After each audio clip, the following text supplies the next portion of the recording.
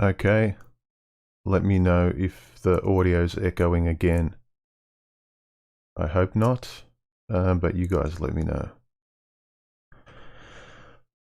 I'll just talk and you guys give me a thumbs up if the audio's okay.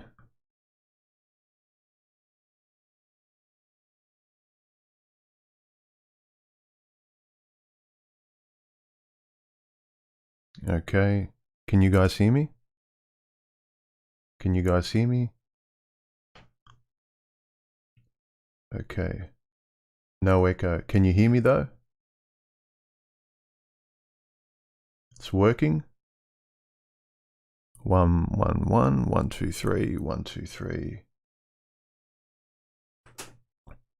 Okay.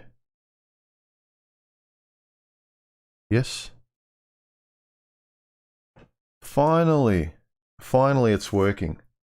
Let's start again.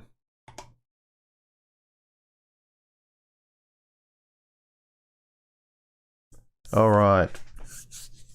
Jeez. Apologies, guys. Nothing I can do about that kind of stuff. All right. I can see a lot of thumbs up. Fine. 100%. Loud and clear. All good. Ah, great.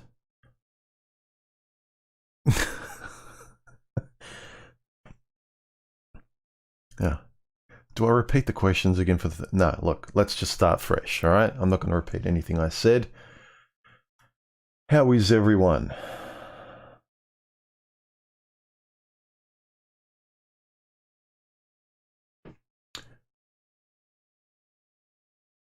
Okay.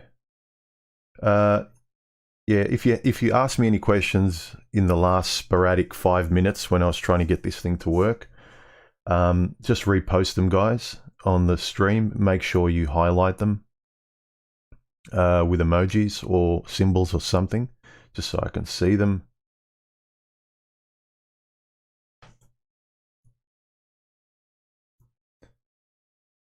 All right. All right. Hey, Quaz, how you going? A lot of familiar faces. I haven't watched your latest video. I saw you uploaded something just recently.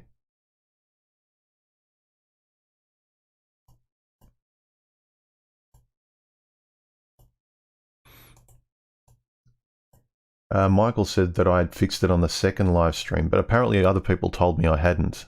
It was still echoing. But now it seems like it's all right. Nobody RR said, I posted my question in the last video. It's the question for tomorrow's live. Can you please review it? Can you just summarize it if it's short? Nobody RR, rather than me sort of pausing and trying to find it in the comments section under my video, if you can.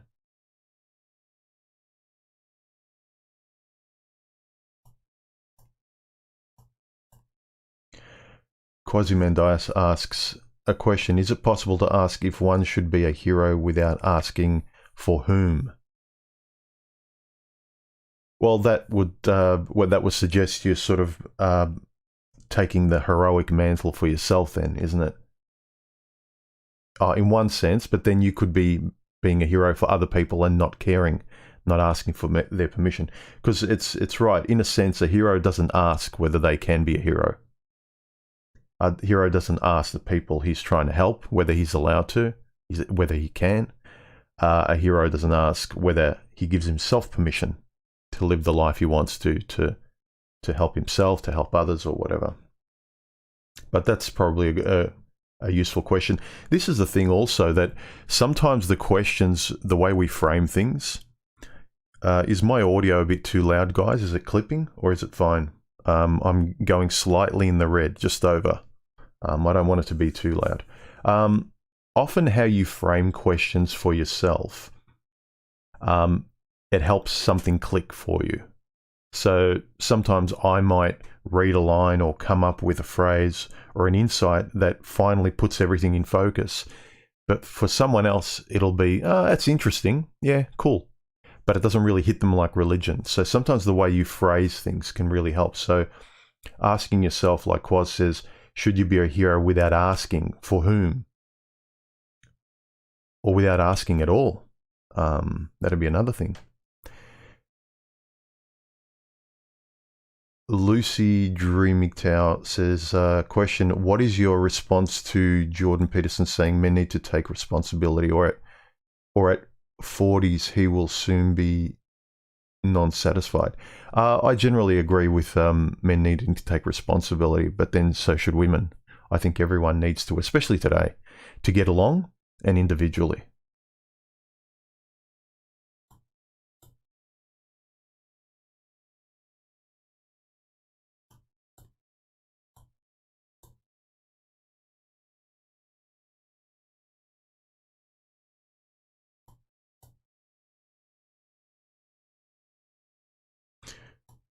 Make your questions sensible, guys. Feral Male asks, Literature Devil did a good take on Superman. Did you see that? No. Relates somewhat to the hero anti-hero discussion. I'll write that down. I'll have a look at it later.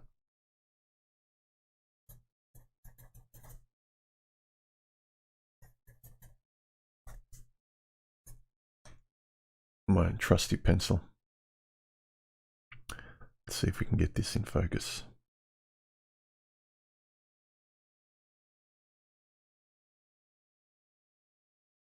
Look at that.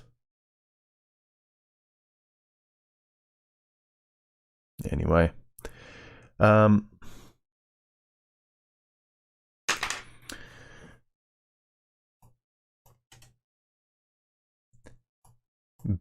Betsy Rose. When good men do nothing, usually doesn't bode well overall, since you are naturally the protection against the elements and nature of elements natural or man-made.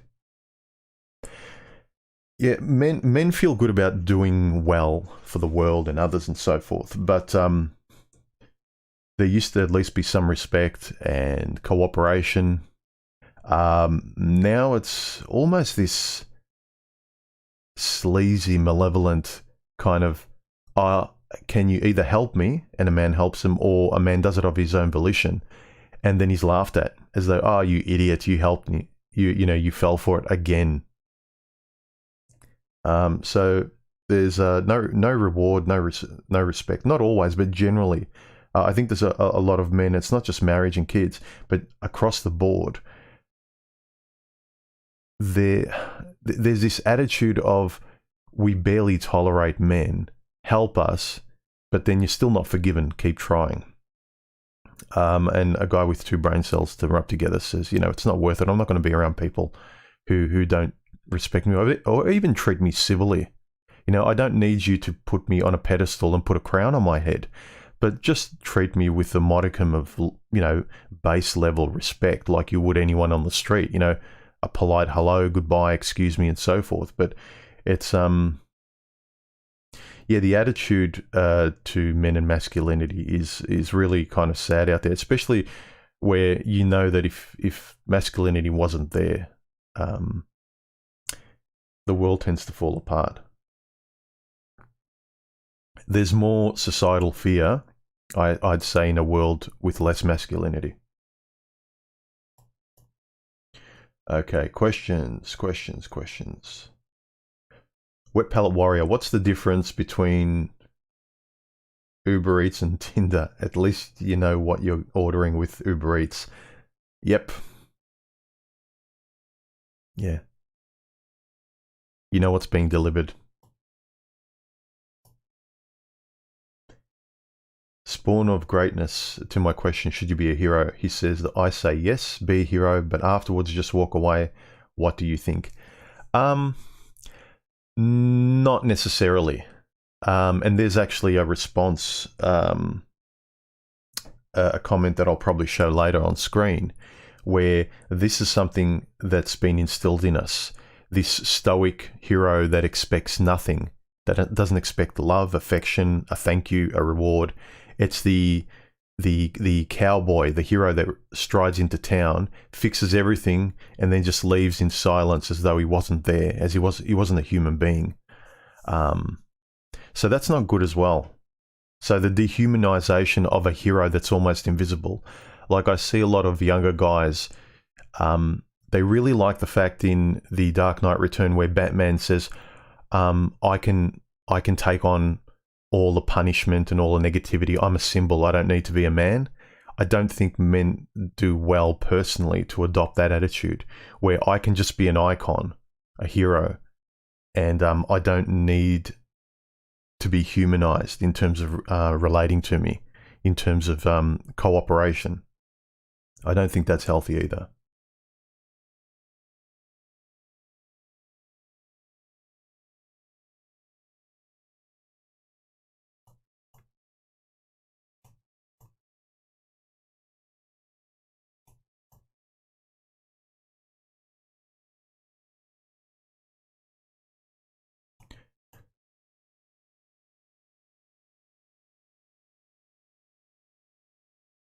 Mikkel says, I have just one thought. Never help anyone who doesn't specifically ask for it. Yes, I'd say that as just as a general rule, but also if you see someone who needs help, like someone who's elderly, or your first instinct is to just kind of politely ask or help. I don't think there's anything wrong with it, but to go out of your way and not even take that first step if you've got a curiosity about it may or may not be a good thing. Being a hero is being a doormat. I don't necessarily think it's that simple, and that's what I wanted to clarify with my recent video compared to the older one, where I said, don't be the hero in relation to not expecting or getting anything back, in relation to just being a doormat. Don't be that kind of hero.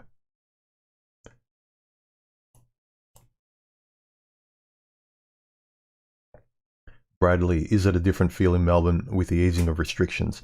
Yeah, especially shopping centres on the roads. It's back to normal. It's actually even more congested than before. So I know there were a few people that said, oh, maybe during this lockdown people are going to reflect and, you know, they're going to be philosophical about things and take stock of their lives. No. People are like greyhounds bursting out of the blocks. They're out there and they're going to consume, and they are consuming more than ever. This is going to be a massive hit economically to the system, which I'm pretty sure people at the top of the pyramid are really happy about.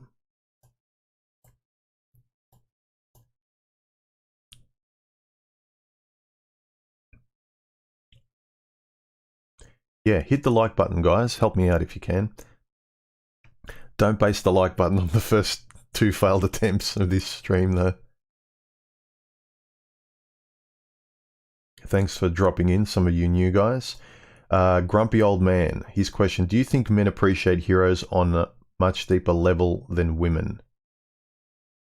I'd say on a meaningful level, yes. Because there's a sense of respect with men where we like heroes, which are kind of the heroes tend to be leaders, and there's an honor and respect for them. Women like heroes, but they'll disrespect them at the drop of a hat. There's not that sort of inbuilt respect for the hero. The respect for the hero with a woman is in real time as long as he's providing and doing good. The moment he stops, he's invisible. He's a neutrality, or she'll complain that he's not running on that treadmill, from what I've seen. I do think men appreciate heroes in a different and deeper way than women do. I think generally men are deeper in terms of thinking, philosophy, honor, love, appreciation, respect, all those things, because we've had to make it tactile and actionable in the world when we've hunted in the past, when we get together, when we organize to build things and so forth. Whereas with women, it's generally abstract. I've seen it's an abstract concept that women appreciate in the moment because it makes them feel good.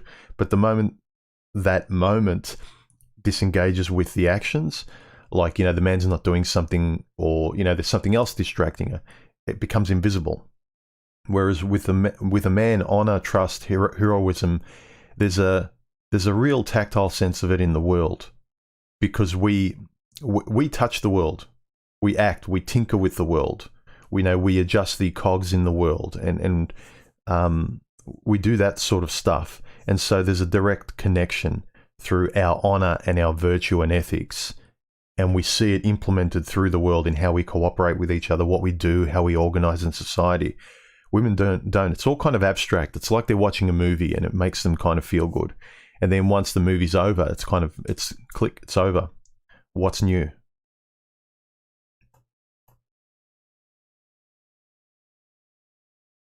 Nexus says, I'm a hero and I'm tired of it. Nothing is enough. More and more is expected of me. This is the thing. Don't be a hero without boundaries. Be a self-respecting hero, if you are to be one. So if someone really respects and appreciates your heroism and openly even expresses it to sort of let you know objectively, they can let you know non-verbally by sort of acts of appreciation or reciprocating, say, the acts you've done. They treat you well, but when they tell you as well, that's also something to keep in mind of. When you do things for other people in your life intimately, there's no verbal appreciation. There's no real genuine. You can tell when someone's really thankful and appreciative of what you've done. Or even in their gestures, if they haven't said it, they show you in a reciprocal way. They cook you dinner, they remember something you really like, they think of you, or whatever it might be. We're not stupid. We can tell when we're being used and it's just a one-way street. And I think that's the thing guys get stuck on. I'll keep my foot on the gas down this one-way street and they're bound to notice me. They're bound to reciprocate the love and affection and the thanks someday, eventually. I know they will. No, they won't. If that's the pattern they've been used to thus far, then I just spit at the screen. I just spit at the lens.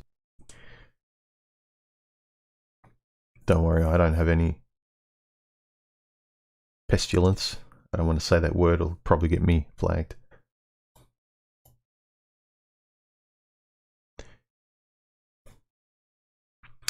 Thomas says, I'm so stupid. I've had the same woman me over 3 times. Don't be too hard on yourself. I think many of us have been down the same path. When you care about somebody, I think it's a callous person that wants to just throw away a woman at the drop of a hat. If they meant anything to you, you want to make sure. So you try and work things out, you clarify, you ask, you keep digging. But then when you see it's absolutely irrecoverable and there's nothing there, it's no longer the person or the relationship it once was, then yeah. I think sometimes guys are too hard on themselves when they say I stay too long, but unless you were completely getting kicked to the face all the time, you like the abuse. But if you like a father having patience with an obstreperous child, if you have that kind of patience a little bit, I don't think we should be too hard on ourselves, but you need to cut it off at some point. For me as well, I've always wanted to try as much as I can in a relationship if it's on its downward spiral for myself, so I know later on I can sleep at night knowing that I did everything, that I clarified, I talked, I was open, I openly tried and said everything I could, and it was completely irrecoverable. A grumpy old man. I've read that question. Sorry, man. Quasi-Mandias. Okay, maybe now I can answer your question properly. In your mind, what living male person best represents the hero archetype?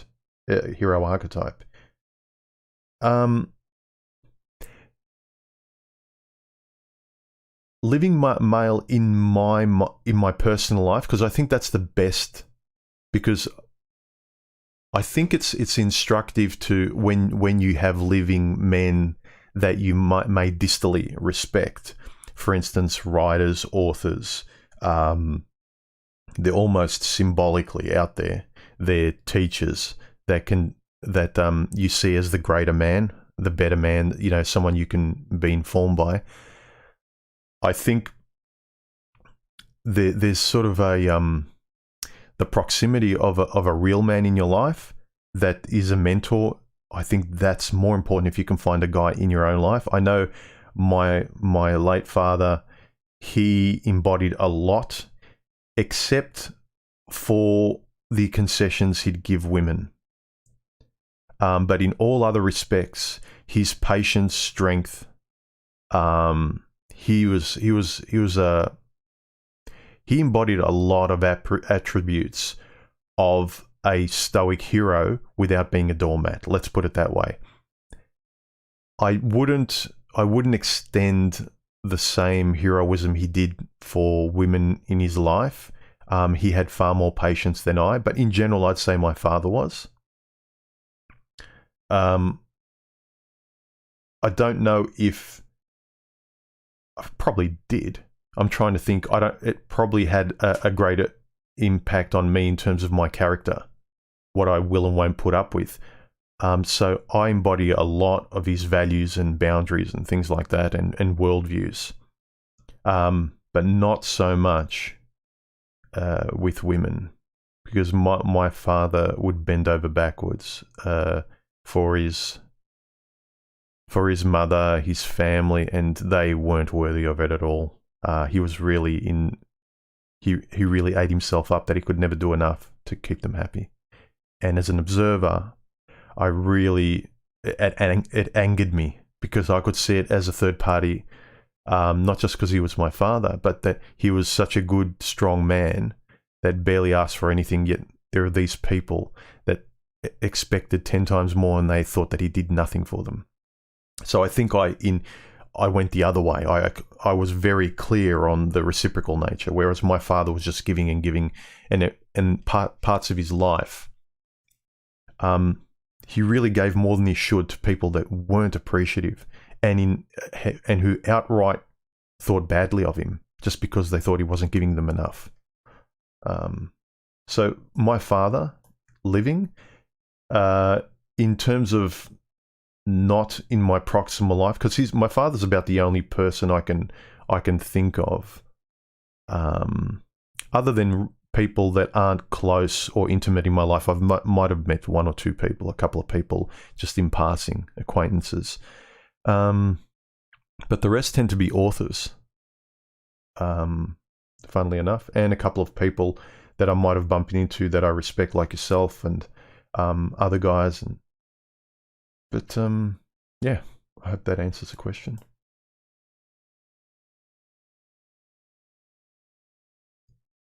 I'd say with me, what heroism really kind of embodies when I see it in another man is a real lack of fear. And that sort of, it projects outward from most other things. So with the lack of fear, he's calmer, he's confident, he can say no to women, to other people who are asking for more than they should. He calls something out for what it is. So it's this lack of fear that I see in more heroic men. So I'd say if there's one thing, there would be that. A real grounded, masculine lack of fear that sort of heroism sort of almost is implied from that kind of person. Not always. You can have a person with a lack of fear. That's an awful person, but I think you know what I mean. Mikkel says, I tried an experiment in my last 2 relationships where I told them I was good with paying for most things and okay with buying them things. Both ended and they didn't like me buying them things. Really? Okay. Are you fairly young, Mikkel? If the women broke up with you because you said you'd pay for things and buy them things, are they kind of purple-haired university type young women, and you're in your 20s as well?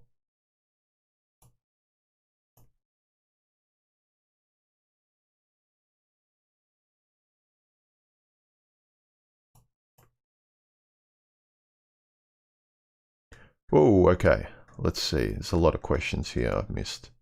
It's just jumped. Nobody How should one deal with society's pressure to marry, especially from family and friends? Society, who cares? You don't you live more in the proximal realm of family and friends. So the second part, I think, family and friends. If you're living with your family, it's hard. You just need to cut conversations short, I think, and train yourself not to have a need to explain yourself all the time. Because I tend to do it myself, where especially if it's something that's important to me, or if it's a sore spot, you have this need to explain it to people, but just sometimes ask, do you really need to? And as soon as you can, if the pressure gets greater and greater with family and friends, spend less and less time with them. If you're living with them, try and move out on your own or with people that are more like-minded, that you can get along with better, who share your values. It's really you're around people with very different values to you, and you start sort of, that gulf becomes more and more.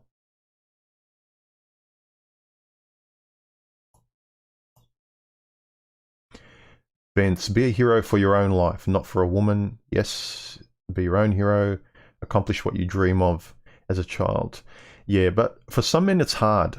They won't admit it to themselves that most of their drive for heroism or to achieve anything had the reward of a woman and that kind of life at the end. You look at a lot of heroic stories of the past, their reward was the damsel in distress at the end. She's the prize. She's what you go through all the arduous tasks and the danger for. You know, she's the thing you're aiming for to get to.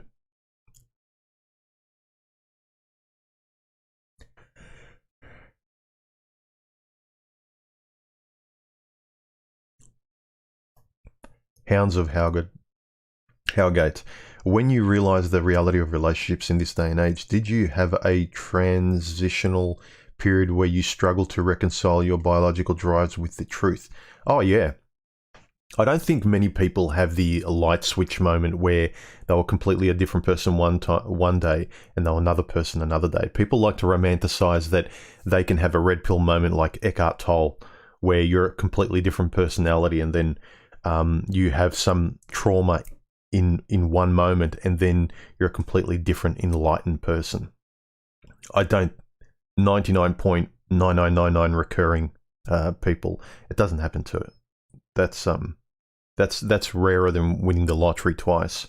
I think Eckhart Tolle was like a great exception, but I think it's a process, and you tend to probably slide back until you've learnt the lesson, whatever that lesson might be. It might have to do with your limits, you being able to say no, honestly.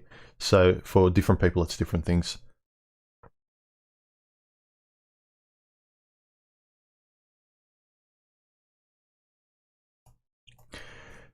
Dirk, what do you think of the huge amount of young men taking female hormones and trying to change sex? It seems like a topic ignored by the men's rights movement. Yeah, I don't think it's a good thing, especially when they're giving chemicals to people that aren't adults yet. I mean, I don't know about you guys, but I only started to discover and find a grounded sense of myself in my mid-20s, and then it started to clarify towards my late 20s and early 30s. It came into focus. So I don't think you know anything about yourself. You're curious, but that curiosity when you're younger, you shouldn't be encouraging people to change their sex, because it's you can't go back with a lot of that stuff. And if you try, you've sort of deformed yourself. There's complications. And a lot of mental scars that will never heal because of what you go through, the relationships or inability of relationships that you can't have anymore because of the path you've gone down. So I think it's really awful, the parents that give their young children especially drugs to change their gender. Jesus. Talk about an uncaring parent or a selfish parent.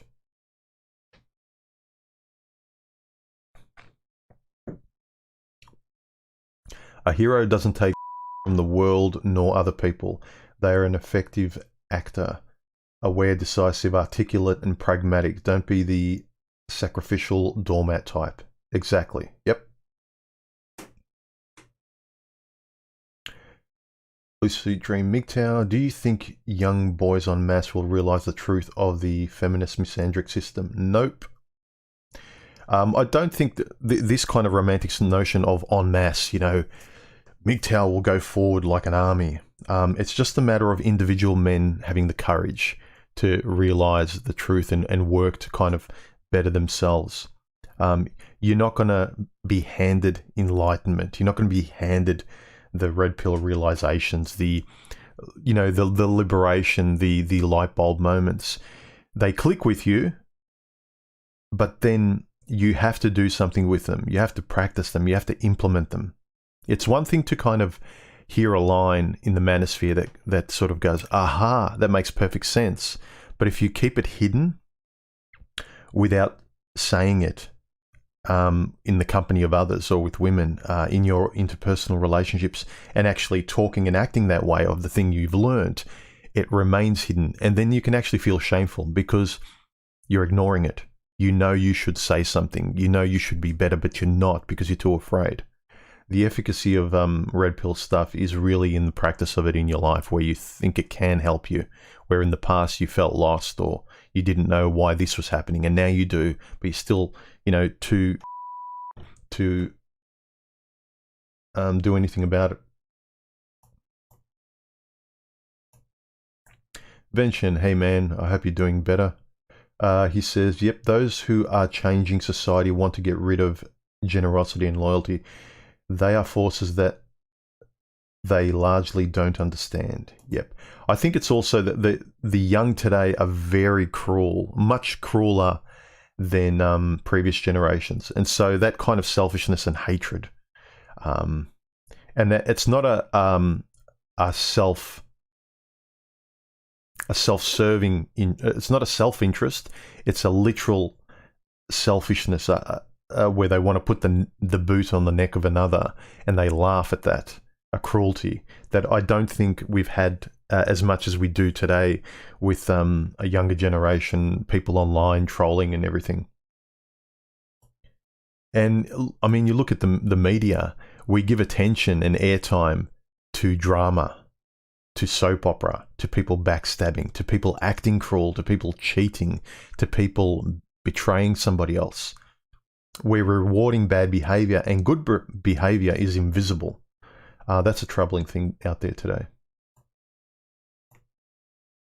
Remember, guys, if you have questions, and if I miss them, I can't see them, because make them stand out with emojis or super chats or something.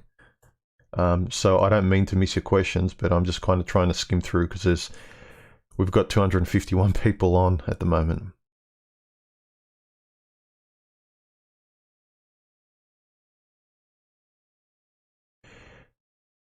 Lucid Dream MGTOW, a woman cannot by nature be the hero, but always being the saved, except for the case of their own children, babies. For a normal woman, give her life for. Yeah. Yeah, this is the thing. I mean, I know I've had a lot of thing imprinted in my life. When I think I've told this story before, when I think I was under the age of 10, I was learning to swim. I wasn't a strong swimmer, and being my reckless self, my reckless, don't tell me what to do self, I decided I'm going to learn to swim, and I jumped in the deep end of the pool at the local swimming centre. And I thought I could get to the other side. I was pretty brave, and halfway through I started going under, and my mother jumped in, and she can't swim. She didn't care. She was basically giving her life to save me, and she pushed me and saved me, and she went under, and a few people had to go and save her. And my mother almost died trying to save me from drowning. So I had that as an example of a woman who cares for a man, for her son. And I saw women like my mother. So you can imagine the red pilling I had to go through to realize that no woman would approach what my mother is. And then also I've got my father as a really good role model, a stoic example of what a man is, but he's too caring. So I went through a fair bit of reconciliation and clarification given the world I live in. But yeah, a woman won't be heroic unless it's for her own child, but her child is very connected to her. So love my mother, but I am a very proximal part of her. She loves me and her children, but because I'm part of her too. You have to recognize that too. And it's not me sort of belittling my mum, but I know she loves me because I'm her son, not because I'm a kid who was drowning. If I was just another kid who was drowning, she'd just stand on the side of the pool and probably be concerned like other people, but she wouldn't jump in risking her life. Forget it, no.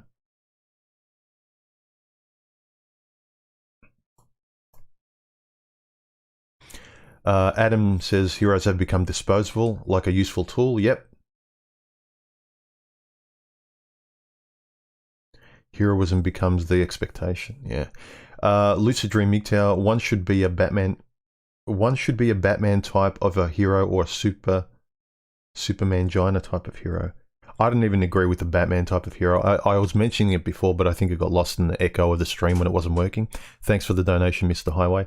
Where I said I don't think it's even healthy where guys idolize Batman, where they say, you know, the line in Batman where he says, I can be the symbol, I can take on all of this punishment. It's really dehumanizing to be that kind of hero. I don't think it's a good example to say, I can be the symbol, I can hide in anonymity, I can hide behind an avatar of a mask, I can be that kind of invisible hero. I don't think it's healthy, and a lot of guys seem to think, oh, that's a real hero. I can't be hurt because I'm anonymous, but then you can't feel anything, and it gives everyone an excuse to throw stones at you as well, because you're not a real person. They can't see your face. So I don't agree with being a heroic symbol. I'm much more about being a heroic individual, the open person, the person with a face, with a name, with needs and wants themselves. JM, what is the last movie you can think of that has a masculine hero that isn't a Marvel comic-based thing? Yeah, I don't think the Marvel Comics guys are heroes. Far from it. Let me have a think about that. The last movie I can think of that has a masculine hero that isn't a Marvel comic-based thing.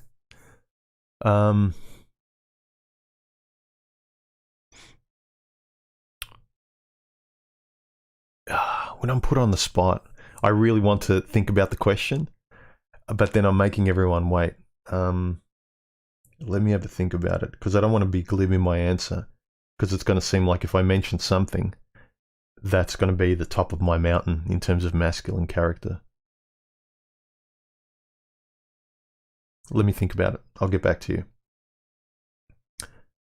Good question. That's why I don't want to just be glib about it.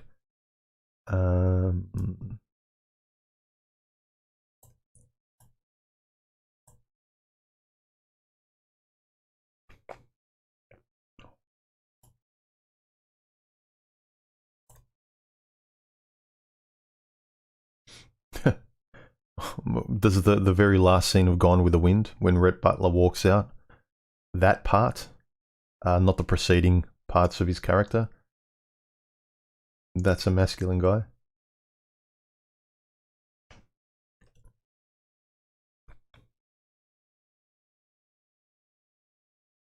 Who do you feel will win the election? Don't care.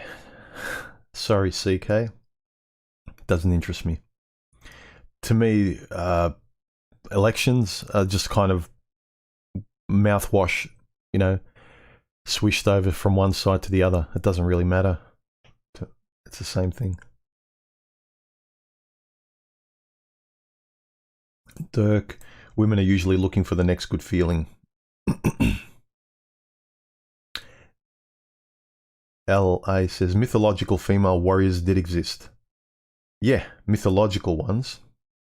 There were mythological male ones, but I can't really think of any real heroes in real life that were non-fiction that we can point to that you could really say were heroes on the same level as what men have been.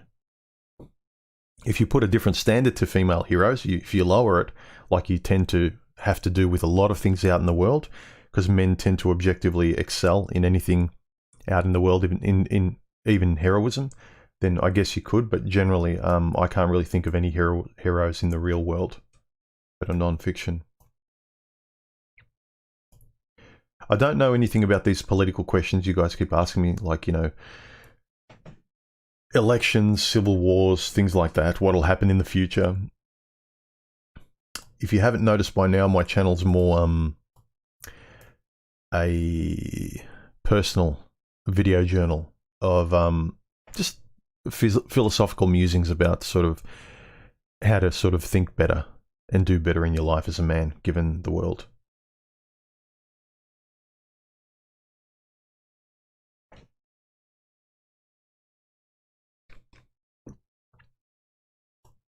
NL, transaction implies the likelihood of reciprocity. Yes.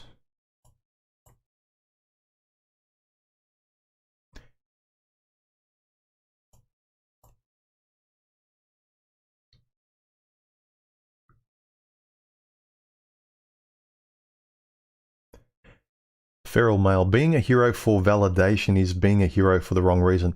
Yeah, but then again, is it semantics? Is it validation or is it reciprocity? So someone has to take the first step. So if you're going to be kind, I don't think there's anything wrong with, you know, if you want to, you take the first step. Rather than you both standing there as a stalemate going, no, you take the first step. No, you take you be the hero. You do something first. You offer the first kind gesture. I think the important thing for men to do is do what they feel is right, take the first step, but don't take 3 steps, 10 steps, 15, infinite steps. And so at the end of, you know, being used and abused, for instance, in a bad relationship, you can say, oh, look, guys, I tolerated this, you know, this for 2 or 3 years. It's like, yeah, great story. It's a great novel, but, you know, I feel sorry for you wasting your life. Don't accumulate non-reciprocal behavior. Don't accumulate being treated bad, so then you can point to how awfully you were treated. Sure, they were bad and you did nothing wrong, but you sort of did do something wrong where you tolerated it so you could let it get that far.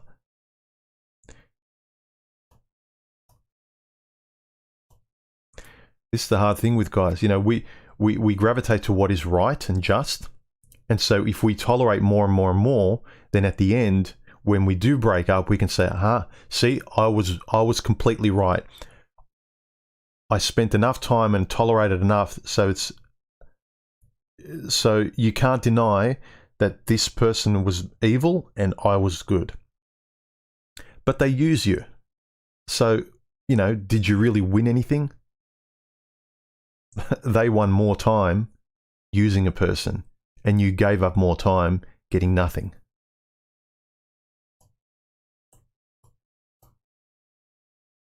And I would contend as well, you lost in another sense, where the longer you spend in some abusive relationship, it imprints on you and it can affect your part in next relationships more and more and more. So don't find out as quick as possible if you're in an uncooperative, non-reciprocal relationship, and get out. Make it crystal clear where you stand, where they stand. Don't sort of leave things unspoken. That's why I encourage guys to kind of speak better and think better, because and let things out in the open. You don't waste as much time. Nothing is worse than wasting years and years of your life. And you knew years prior you should have gotten out, or you should have said something. Don't be a pressure cooker.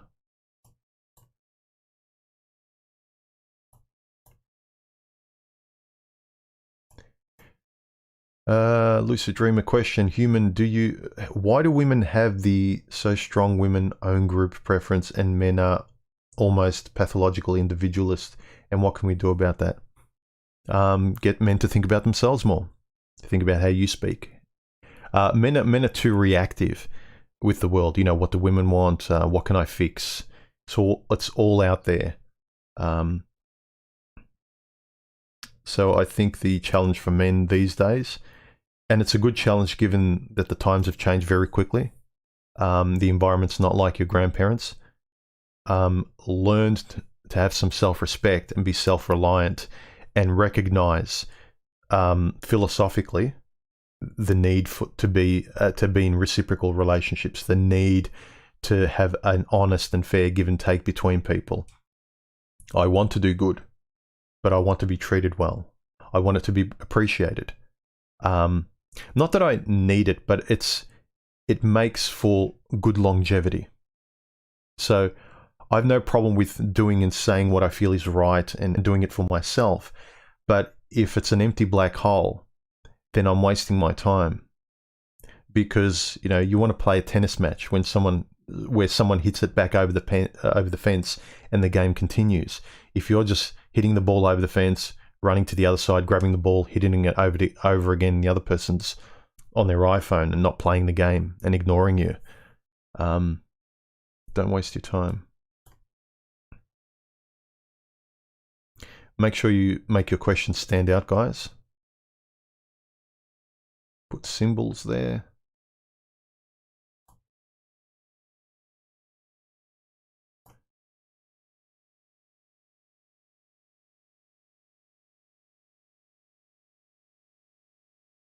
Thank you for the super chat, AU.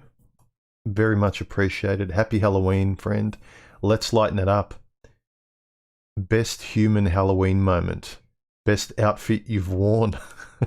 Don't forget, I'm in Australia. It's actually getting more and more popular in the last generation Halloween. We're really become the what is it? The kind of a little sycophantic towards the US, and we've adopted a lot of the traits of the US and the interests. So Halloween's become more and more popular. I have no idea why. It was never even a thing when I was young. I think it's just another commercial excuse here.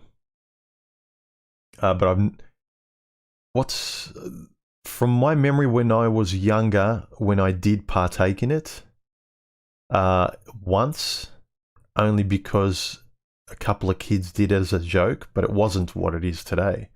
I just had I think it was really cheap. I just had a bed sheet with 2 holes cut out. I was a ghost and that was it.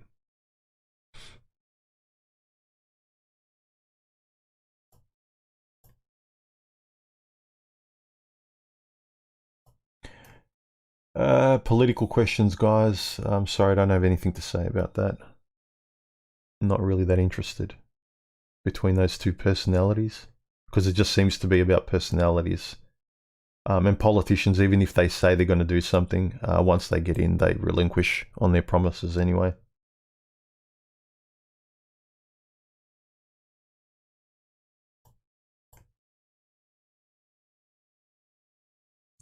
Human, are you anti-love, anti-chivalry? No, I am not.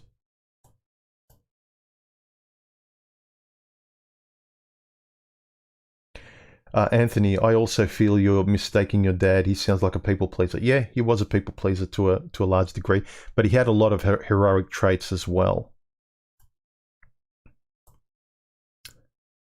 Just not wanting to please people, but in silence, just doing the right thing. There are a lot of situations where he just did the right thing, where I was really proud of him, and anyone objectively, when you'd tell him about what he did, they'd say, oh, that's really noble. So we did a lot of those things. So it wasn't kind of wanting validation, but he did have a lot of heroic qualities that I admired.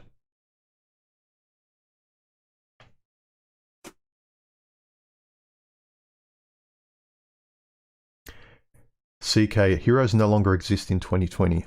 You may be right.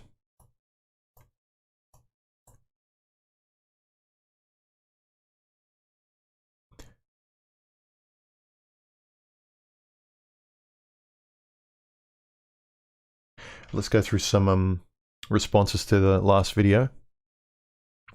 Just another Dave said, the world has little by little removed the respect and peace afforded to a man and is now surprised when the heroes have all left.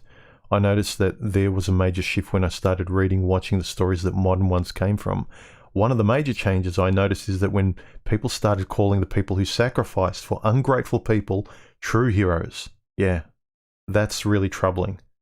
When we call true heroes the heroes that will do the most for ungrateful people.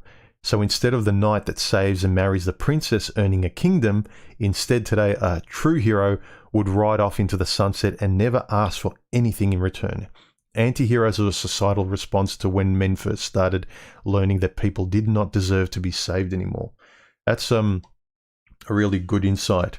Now the guy that just kind of rides off and doesn't expect anything is sort of the epitome of what a hero or a real masculine man should be. But think about what that is like, I will do everything and I don't need anything. I'm invisible. I'm a non-entity. I'm a tool to do good, but I don't need to be human. I'm dehumanized. I'm invisible. I have no feelings. I have no needs. I am a superhero, a cardboard cutout. I don't think it's healthy, the way men reach for superheroes and these sort of dehumanized heroes as ways of being, and they think they'll be appreciated. Yeah, you will, as a doormat with a cape. That's how I see Superman.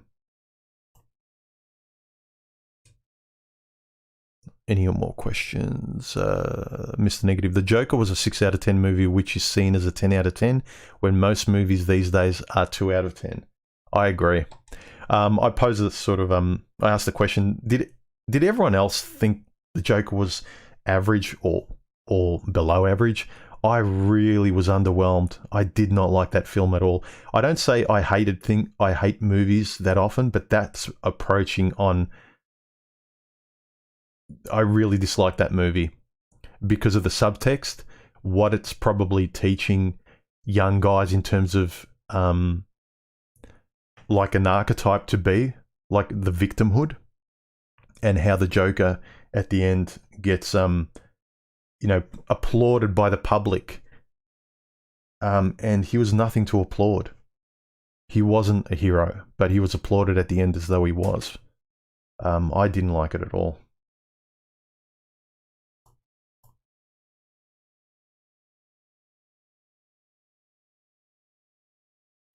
Grumpy old man, I often like to think about myself as a hero of my own story.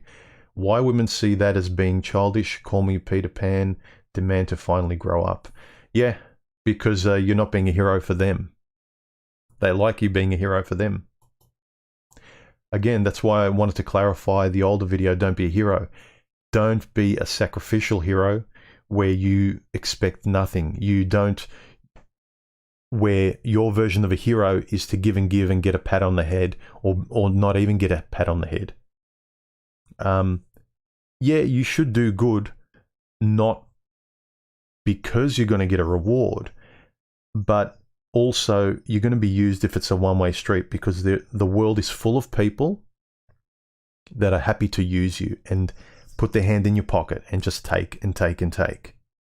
I think a hero who doesn't expect to be reciprocally treated as a human being, a give and take, is a dehumanized hero.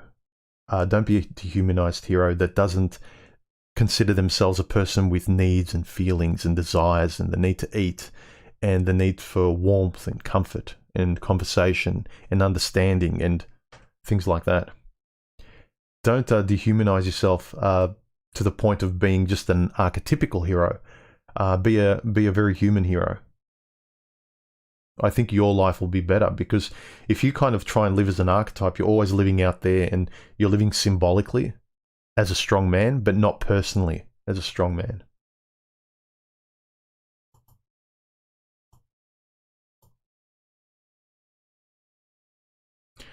Wet Palette Warrior, deviating from your father's views with regards to relationships, why do you think you took on his other values but omitted his views, actions with women?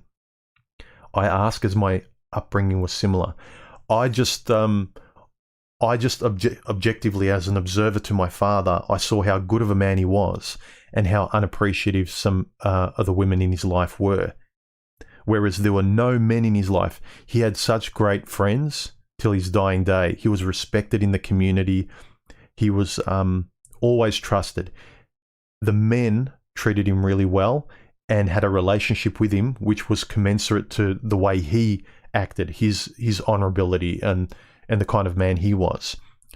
With the women, it wasn't so, and I could see it as an observer. I suppose I was protective because he was my father, and treat my dad well. Like, that's not fair. But just looking at him and what he objectively did, said, how he acted, how he conducted himself, there was such a discrepancy in what the women, how they responded to him.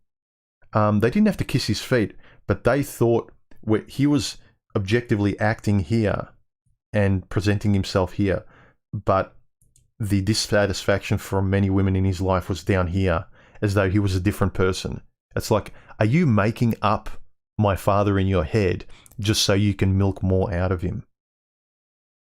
So I really, maybe it was also protective over my father because he did care about me and his family and so forth, that it was a way of protecting something that was good. So if I had some of my father in me, I think some of that spilled over in a healthy way. Like, I'm going to protect parts of myself that are good, that are like my father, and I'm not going to be taken advantage of, because that's wrong. Objectively, that's wrong. If you relay that story and it wasn't my father, you just say to a woman, if you said, if a woman was doing all of this and acting this way, would it be fair for a man to expect this much of her? Or omit the sex and say, if this person acted in this way, would he be worthy of that level of respect? And most people would say yes. But the moment that you start introducing what a woman expects of a man, it's almost like, I wouldn't give him that much anymore. It's like, why not? He's acting in a really virtuous way. Why have you demoted him from the point of view as a woman simply because he's male now and you expect much more of him? It was a lot of objectivity as well. I think at the heart of it is, it was only the women that were never happy, no matter how heroic, stoic, and giving my father was. And I never saw it from men, community. He was given respect everywhere. But with the women in his life, it was nonsensically never enough. More, more, more, more.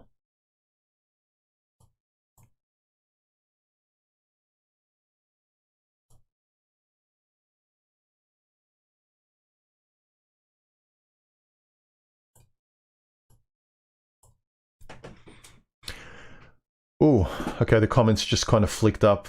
I might miss a few. Human, I'm seeing a lot of 60-year-old and up women getting around with bright pink and blue hair.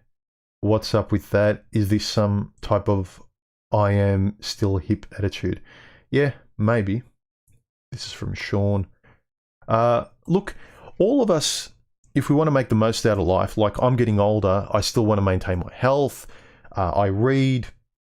I want to engage as much as possible. When you sort of start seeing the end approaching, you tend to figuratively have your foot on the accelerator and you want to live as much as you can. Women, unfortunately, their reflex is youth, beauty, sexuality, and the only thing they've ever known, the only language or muscle they've ever exercised is, getting up on stage in the way they look and showing off their bodies and so forth, no matter what they want to be otherwise. So I think a lot of these women are trying to, I think with men, our midlife crisis can be buying sports cars and maybe dating the office secretary. But women's midlife is kind of reverting back to trying to be young again in terms of just externally looking young again, whereas men want to act young again. We want to act with a young woman. We want to have sex. We want to drive that fast car. We want to experience speed.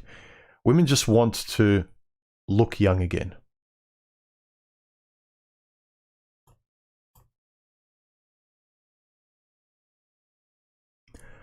Roman, is having an addiction small or large part of human nature, symbiotic, or is it better to not have any addictions that directly affect the state of mind?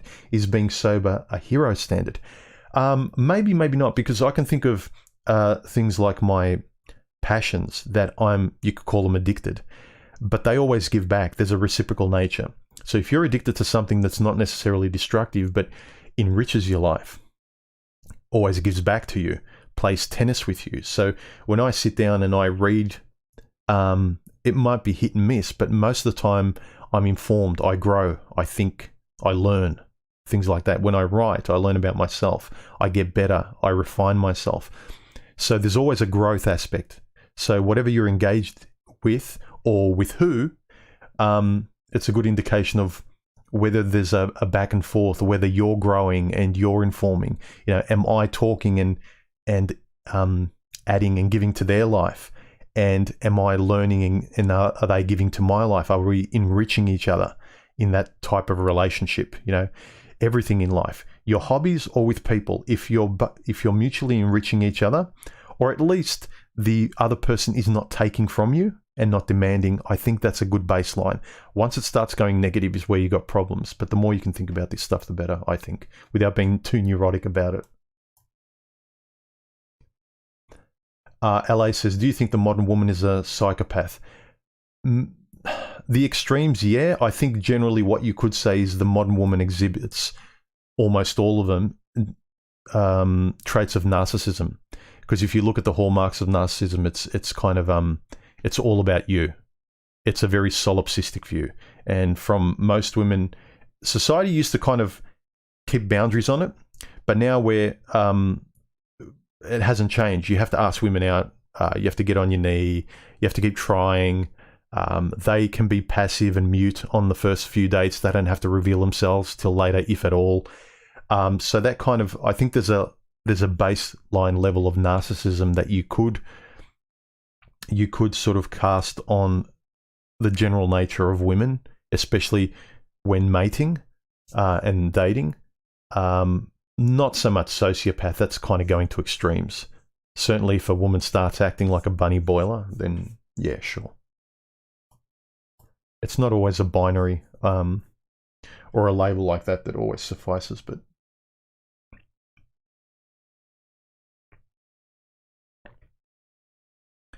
Red Baboon. Some men in the manosphere think that being in love makes a man a simp. What is your take on this? No, not at all. I don't think that at all. If being in love doesn't make you a simp at all. I think especially if you've had experience and you know your boundaries and your values and you won't be treated like a doormat, and you can honestly say, I love this or this person, it's about you. If you know you love them, and then when they don't treat you well, you know you don't love them. Put it this way: if you're a guy, and if you've been in love with a female, I remember one moment. This was many years. It was about 10, 15 years ago, where I had an argument with an ex in a serious relationship, and you could tell when we were arguing, I was more right than she was. And then so she pulled out the she went rogue, as Bill Burr said. She sort of pulled out an argument that had nothing to do with what we were talking about at the moment. So we might have been arguing about, I don't know, the toothbrush. And then she just blurted out, well, do you love me? As though it had anything. She just wanted to win the argument. And I said, not right now. So if you can be honest about how you feel, and you can actually say honestly no and whatever to the person, just as you would to your friends and your family, I think that's a good way to train yourself. Because most guys find it hardest when they're in love with a female. The smartest guys tend to act the dumbest. Or the most primitive in terms of like childlike when they're in a woman. And there's a lot of psychological Freudian sort of things about that. But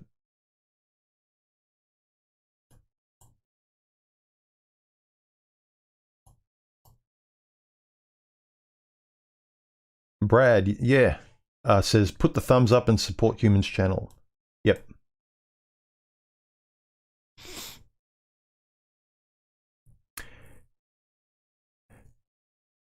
LA says, I've met plenty of mothers that are heroes. Heroines, perhaps, not heroes. A woman can't be a hero by dint of the word. She can be a heroine. And I don't care what the modern vernacular says, you know. You can't say actress, you have to say actor. We're all actors now. You can't say heroine, it's all heroes. No. Heroine, heroes, actors, actresses. I like distinctions. Rational distinctions.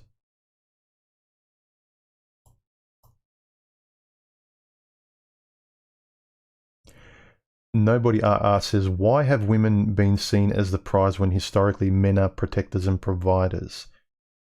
Yeah, well, men are protecting and providing for something. So, in a biological sense, women are the prize. I think when guys in the manosphere said, oh, you are the prize, in a certain perspective, yes. I think it's it's a healthy way of saying, have some self-respect, guys. The fact that, but you can't deny that women biologically, they are the limiting factor in reproduction. So they are the biological prize above men. Sorry, they are. But in terms of me, like I agree, self-respect, I don't care about that. If you have some self-respect, you're your own prize, but objectively out there, women are more valuable than men. It's just the way it is. But it comes down to you. How much do you value yourself? How much can you see yourself? How much can you operate from a first-person perspective, and not simply as a tool to get affection from the female? So we are protectors and providers of something that we value. So the woman is a prize to most men. That's just the way it is. Sorry. But I'll keep saying that you will have a better life if you respect yourself first and then offer that valuable thing and engage with a person that recognizes that in you, and you likewise respect that in another person.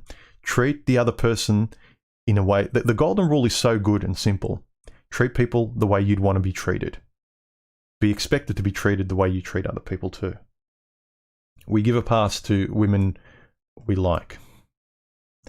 Quasimandias, both Perry and Shackleton expeditions to the poles are some of the best accounts of heroism in action. Heroism isn't selflessness. It's a very selfish, even compulsive attachment to an ideal. Yes. That would be another good definition. Heroes are very idealistic, but very principled in their idealism. Their ideals are something that most people could really respect. It's not like their ideals is to do something really obscure and esoteric, and it's kind of like, oh, well, that's cool and interesting. But it's something kind of, their idealism, explorers were about having courage, about finding the truth, about pushing the human spirit and being alive, feeling as alive as possible.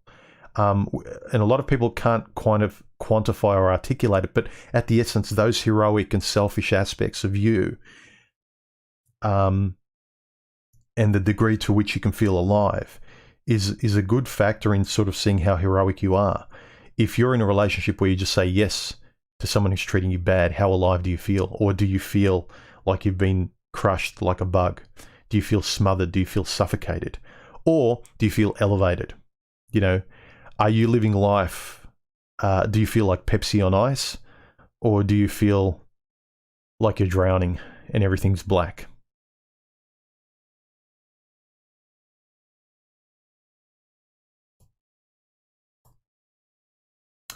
Mr. Highway, thank you for the super chat. He says, I disagree about today's youth being more cruel. My grandma told me stories about growing up in Jim Crow. Americans were sick in the head, very sick. Yeah, I'm thinking about, I'm not thinking about sort of socially what was taught, like, you know, racism, slavery. The world was a lot crueler.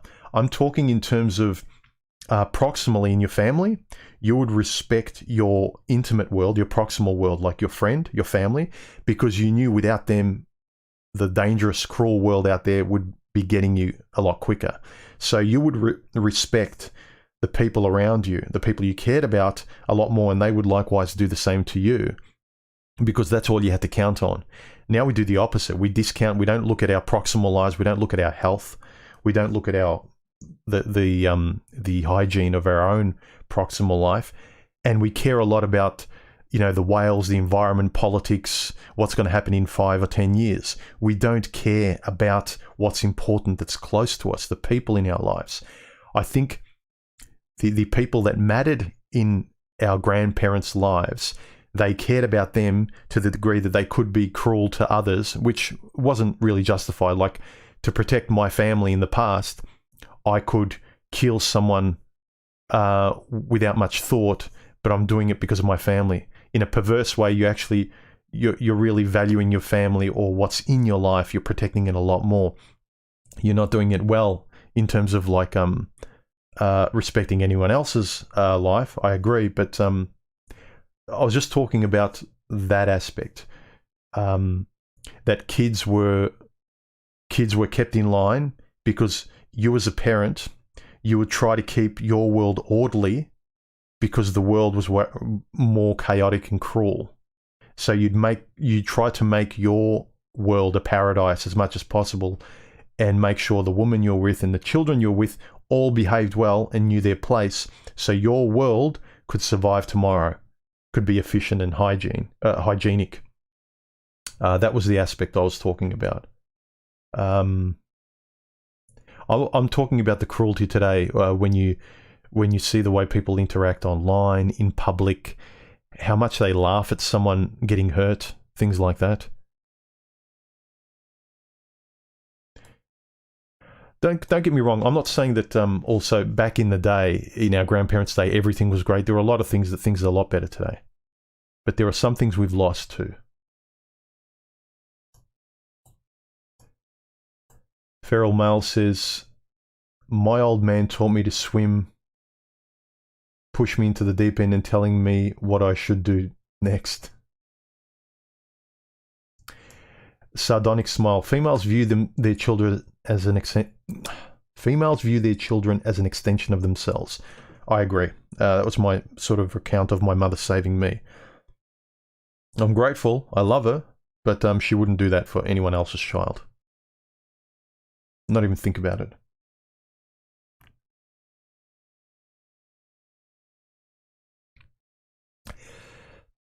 One man's life mission. You sound Aussie. I am Aussie.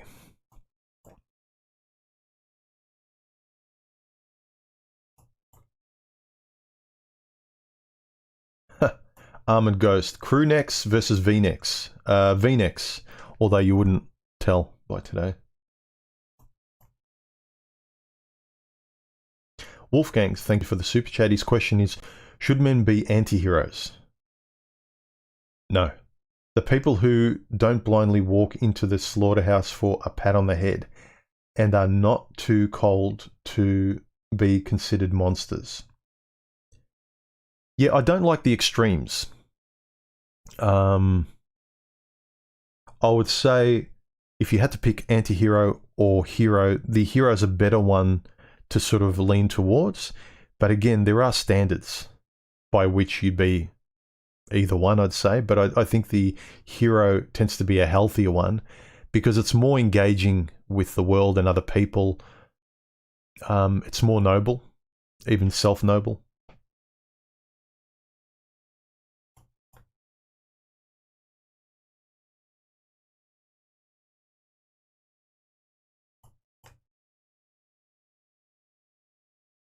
LA says, Human, do you think there is a concerted effort by the liberal culture machine to destroy and emasculate men?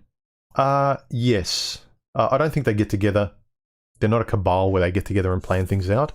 But their MO, their modus operandi is to, what works is to put women in charge because women spend more frequently. They're more consumerist.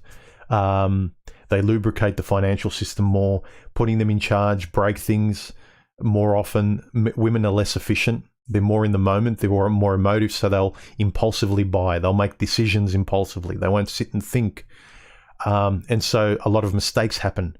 Society gets ruined. But what happens also is that jobs get created because women ruin a lot because of their impulsiveness. So if you look at the game theory of putting women in charge, it's much healthier for our current economic setup, more so than the old way of putting men in charge in terms of, I'm talking about marketing wise and the narrative in society of the direction and the script we should follow. It's much more female because it works for the system. It lubricates the system more because a man will save his money. He's not going to shop as frequently. He knows he only needs one car. He knows he needs a pair of jeans. So he's in the current system, he retards progress financially. Whereas a woman adds kerosene to it. And it doesn't matter. They don't care about in your personal life how you feel. You're going to desperately, try another relationship, go on the dating sites, buy more things, retail therapy. So it's there is a concerted effort to emasculate men. You just need to look at I think it was the 60s and 70s where the CIA funded Miss Magazine, the feminist magazine. So there is a lot of funding to feminist causes, even if they aren't directly called feminists, but everything they stand for and who they want to give money to, i.e. women and their interests, they keep giving money to that.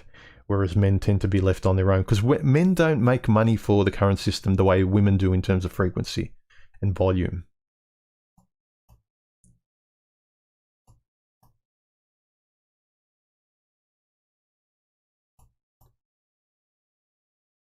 Stoic Monk, elections are an illusion of choice and control. Yep. Wet Palette Warrior, the sacrificial hero has been normalized as the expected role of the male in relationships today. It's an unspoken rule and is why we say that heroes are dead.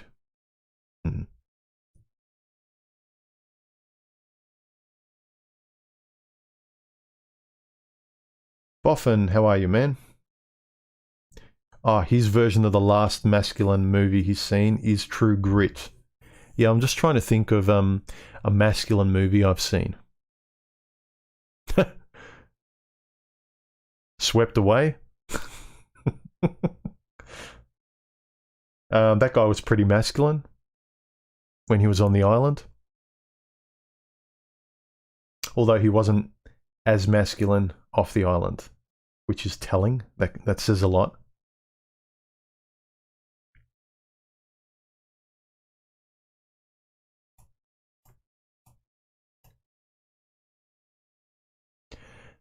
Armored Ghost, question. What compels a man to say I love you versus a woman? Yeah, a lot of men say it in response to a woman saying I love you. It's like, oh, she said it, I should say it too. It's only polite. No, you should say things that you mean. This is me. I've always felt I'm better in relationships or out if I can honestly say and be who I am. Sure, there's tact. If a woman asks you a very personal thing where you could see she might feel uneasy, depending on your honest answer, there's a way of tact, of delivering it with sympathy, a softness in delivery. That's why I encourage guys to speak and think better, because you can still be honest. Whereas if you don't think and speak better, there's much more of an impulse to stay quiet, because I don't know exactly how to say it aside from just being blunt, and that's going to be cruel. Whereas if you can speak better and express your thoughts better, you can say various things in various ways while still expressing exactly what you think. So you can let someone know the truth without it coming off as rude. What compels a man to say I love you? I don't know. It depends on the individual man. Find out what's meaningful for you and make sure you speak honestly. Then you'll know that you'll be saying I love you or not when it actually matters to you. For a woman, I don't know. I think for a woman it's more I need you. No, actually, it could be for a man too. I think when a woman says it, she feels important. She feels really secure and important in herself, and that's when she says I love you. But it has less to do with you. It has to do more with how you make her feel. Complicated question, because it could be similar to a man. I think that because we see things differently, and different words like love to a man is very different to what love means to a woman. And so when we say, I love you as a man, it's necessarily going to be different to when a woman says, I love you, because that meaning is different from a male and from a female. From a male love, there's a lot of respect, honor, kept promises, honesty, trust. Whereas when a woman says, I love, it may not necessarily have a lot connected to those words. It has different reference points.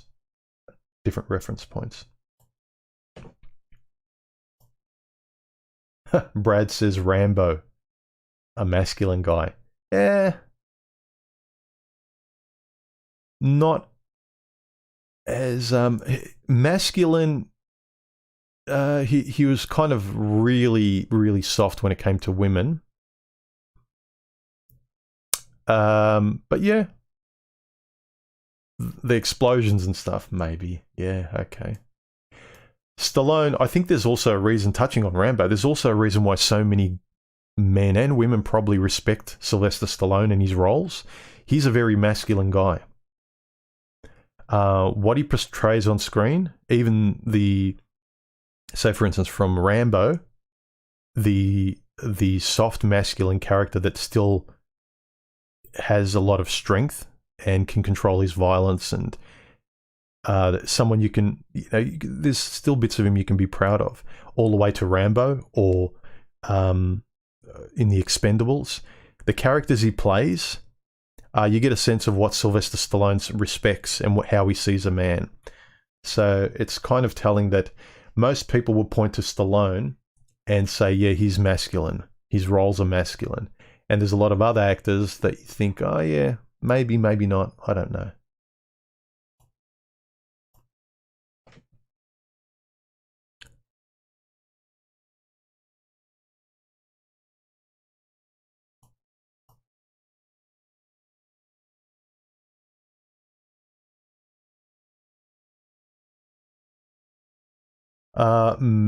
Manai Ministry, I tried to watch your vids that I got notifications for today, and I got a message saying the videos is private and I couldn't access them. Yeah, the first couple of streams we started weren't working. I had to cancel them. I had to restart a new stream. That's why those old links aren't working. Lincoln says, have any of your previous girlfriends come across your content? No, not that I know of. I haven't had contact with my previous girlfriends since I started my channel.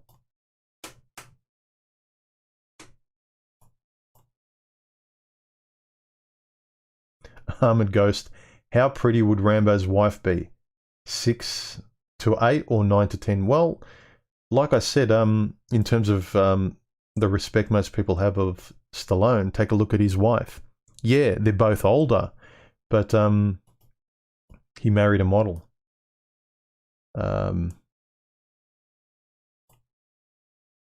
His wife looks okay to me.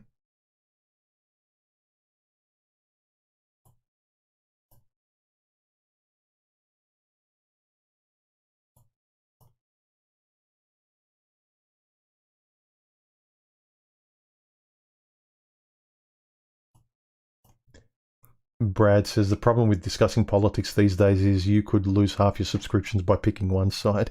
It's more that I kind of don't respect politics, because they just kind of talk in circles and they just try and appease their voter base. They don't they only stand for what can get them votes.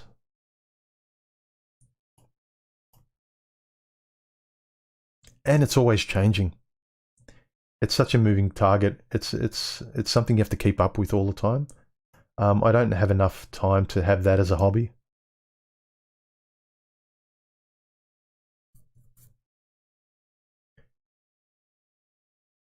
Lucid Dream MGTOW, do you know why the Great Barbarossa is not producing as much content as 8 years ago? He's my hero.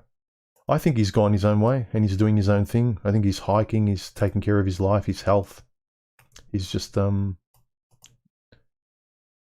yeah, he's going his own way and he doesn't feel like producing content as frequently or at all at the moment isn't necessary.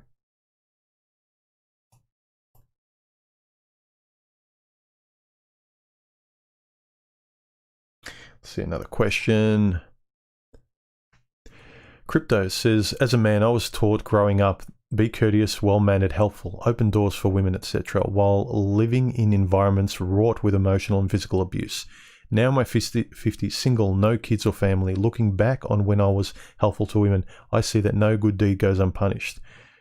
Has been a prevalent theme of my life. Now I find myself avoiding women like the plague.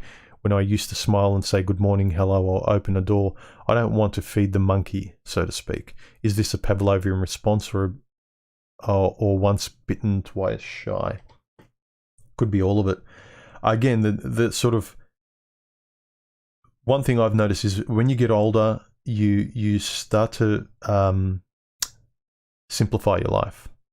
You have less time for BS. And in some guys' case, it might be like the limits of dealing with women or dealing with a woman's BS and their verbal games and what they want to talk about. And you're just aware of the value of the time remaining. So it's what you engage with, who you engage with, what a more positive direction in your life is, and just not wasting time around certain routines or people.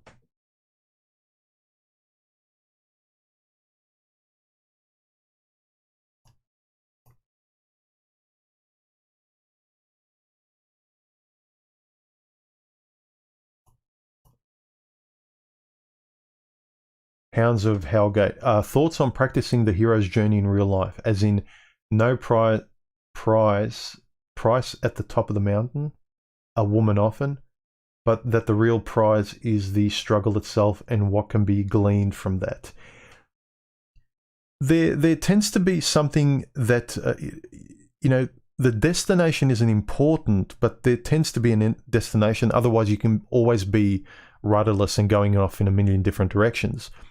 So what you should be enjoying is the journey. But I think you need to chart a course.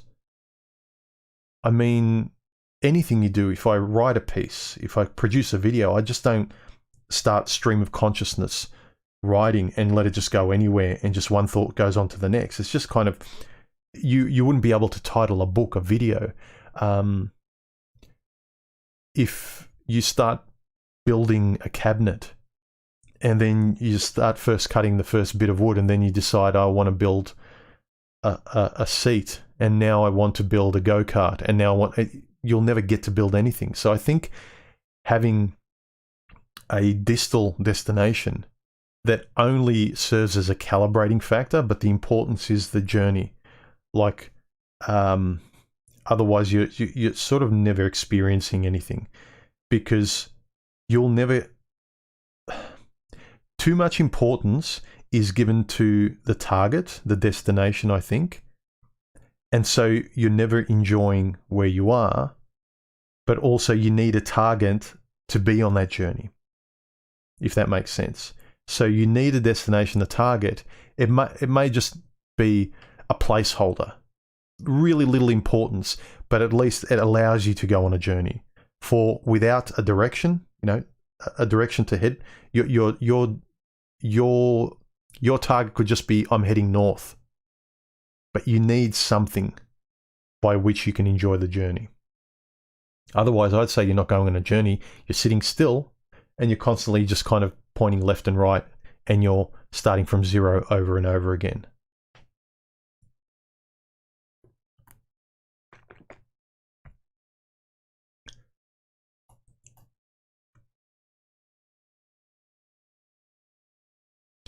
Quasimandias says, we are conflating generosity with heroism.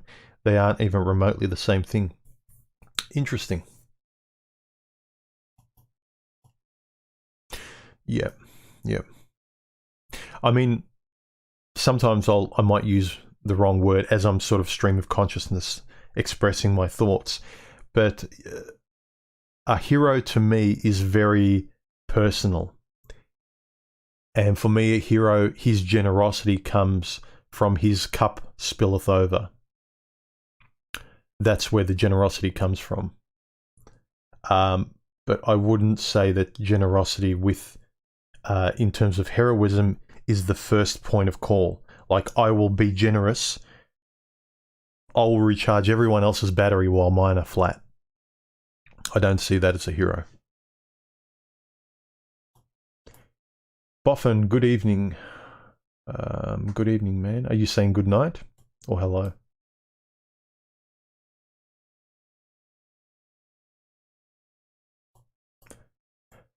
Pablo, what is your Myers-Briggs personality type? No idea. I think there's an IN in there from past memory. I don't put a lot of credence on that. On the Myers-Briggs test. It's interesting though. Mate, what are your thoughts on the way females deal with trauma? I always have a feeling they use it as a leverage to get power, sympathy, or victim status. They use trauma as a badge of honor. Yes, because a man, I think instinctively a man knows it's a sign of weakness, and weakness doesn't do well with women. Whereas with the women, it's the opposite. When a woman's weak or in need, we can tend to, our reflex is to embrace her, to care about her, to love her. I mean, how many times, whether yourself or other people you've seen, I know it happened to me, I confused love with sympathy. So I loved my ex-partner because I felt sympathy for her, whereas that doesn't work with women. They don't really feel sympathy for weak men. They feel disgust, which is really hard to take in, but generally that's a woman's reflex. She sees a weak man, a broken man. She feels disgust. She doesn't want to embrace it. It's like a sticky doorknob to her. CK, are you an introvert? No, I'm what you'd probably call an omnivert. I'm an introvert, probably at base that's learnt to be social and learnt how to be a person. But I'm more comfortable on my own or with just one person. I'm not a very gregarious person.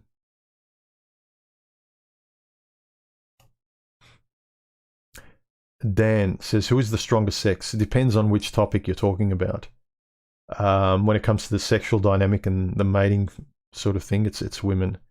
The strength and power of reproduction. Otherwise, we're not here. When it comes to momentary, while we're here, strengthening the world, both mentally and physically, men are. So distally, in terms of the species, women are. Proximally, men are.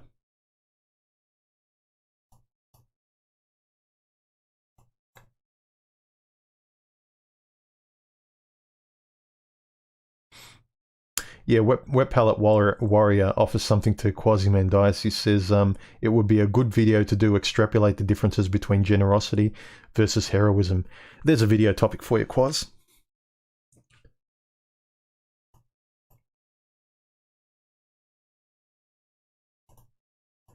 Wayne asks, do you think the expression he's a man's man says hero to a woman?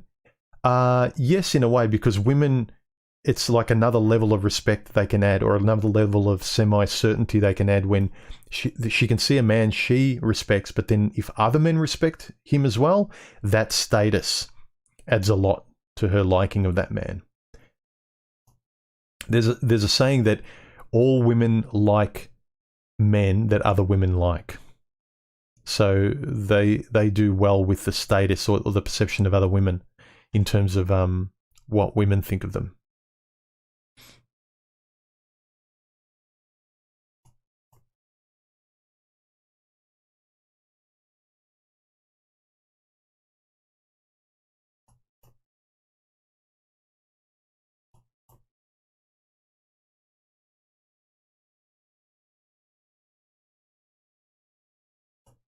Um, any more questions? What's the longest you've ever gone without shaving? Oh, well, you saw in some of my videos early in the year or late last year, I had a kind of fairly large beard that I trimmed and kept, reasonably in shape. But generally, I shave every 2 days, 1 to 2 days. I probably should shave.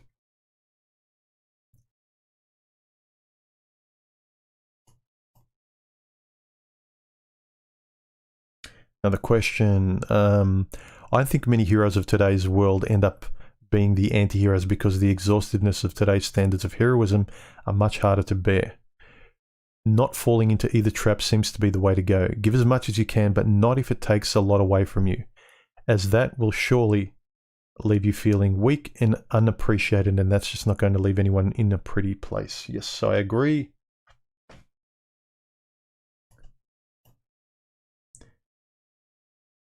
Never raise your standards above the person you're dealing with. There's a good aphorism to live by in terms of ethics.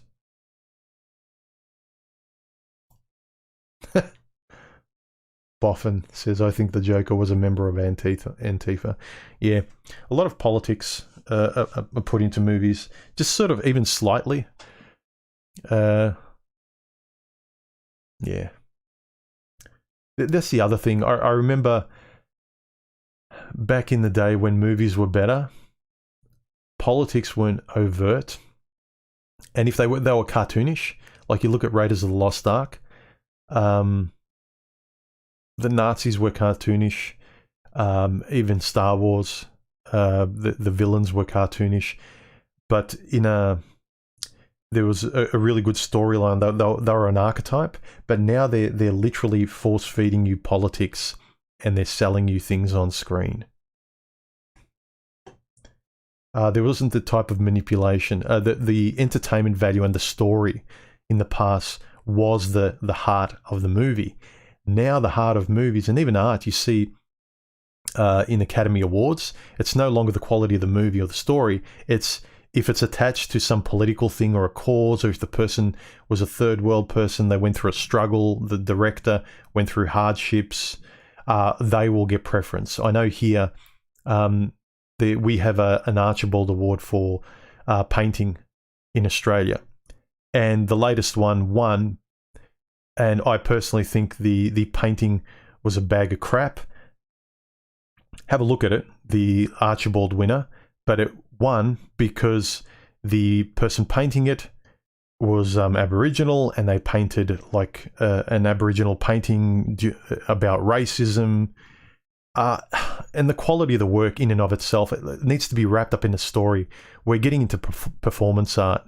The kind of art that we used to laugh at, and when someone put a fire hydrant in the middle of a gallery and said like, "Ooh, the fire hydrant represents A, B, and C." It's like, no, it's just a fire hydrant. It's lazy. It's awful. If you need to explain a story, and I can't appreciate the art for what it is, if I don't get it straight away, if it can only be good art wrapped up in politics and story, if its strength isn't in and of itself primarily, then it's not good art. And I don't like how movies and literature and painting and everything has just been really strangled with politics. The thing in and of itself matters less and less. The quality matters less and less. Yeah. Vengeance says, I wasn't enthused by the Joker either. It's sort of a falling down story, and it's okay if it stands on its own. I couldn't see the evil super genius developing from the character in the movie. Yeah. Well, they claimed that it was another take. Well, then just make a different movie about a guy going through those struggles. Don't call it the Joker. This is the thing that annoys me, where there's certain characters that have become popular for who they are, their character. And they think it's clever by saying, oh, let's change this character's personality. Let's have the shell, but make them neurotic, make them weak, make the male character female. That's not clever. That's kind of lazy creativity. It's not even creativity. It's a cool idea, but it's not a fleshed out story. I didn't like the Joker at all. I thought it was just lazy, and it was applauding. It was applauding things. It was applauding the anti-hero. It was applauding things that really, like, would you? I don't want to say it. Didn't like it.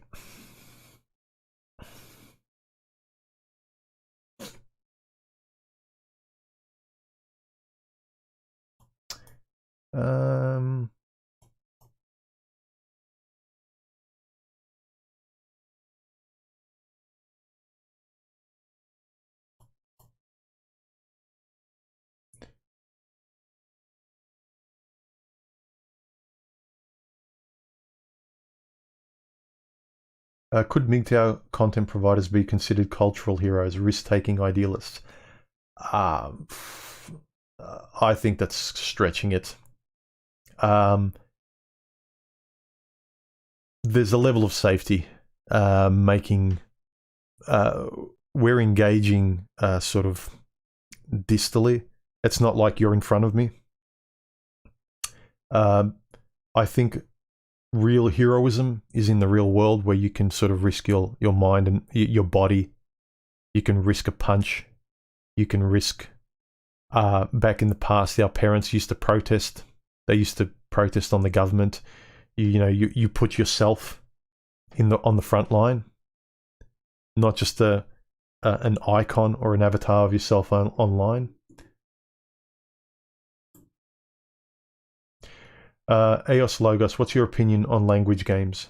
Yeah, gaslighting and sophistry, not a big fan. Well, that's the way they're controlling and manipulating people these days. Real hucksters and sophists are getting away with a lot because they've had university educations, but they kind of manipulate people and condition them to think differently by controlling and manipulating language, censoring language.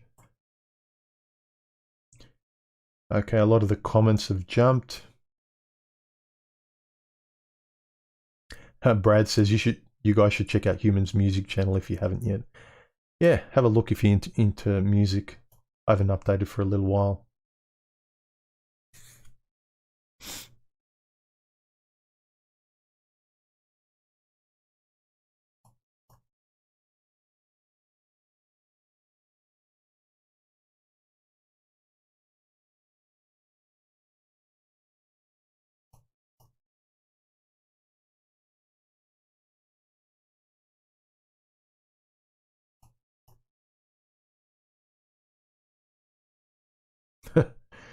Brett says, I remember on some MGTOW channel I saw this joke, you're not popular, your vagina is.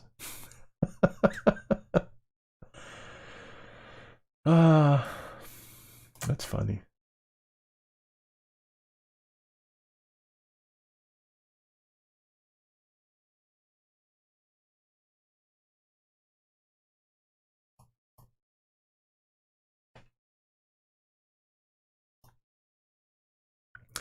Omega Sigma Human. Could MGTOW content providers be considered culturally... Oh no, I've answered that question. Or you guys are repeating them. I don't know which. Okay,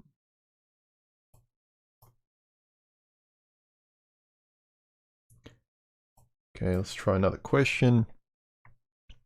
Dating is like jumping in a pool that's been pissed in, thinking the chlorine will handle it. Okay.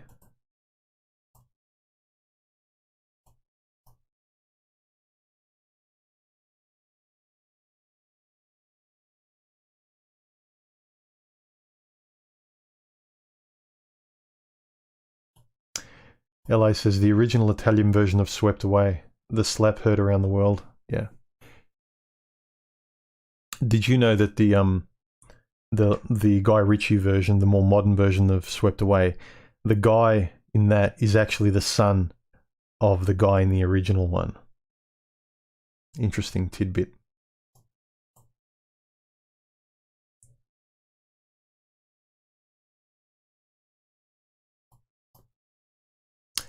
Travis says Clint Eastwood in Unforgiven was neutral about women since there was no interaction with females.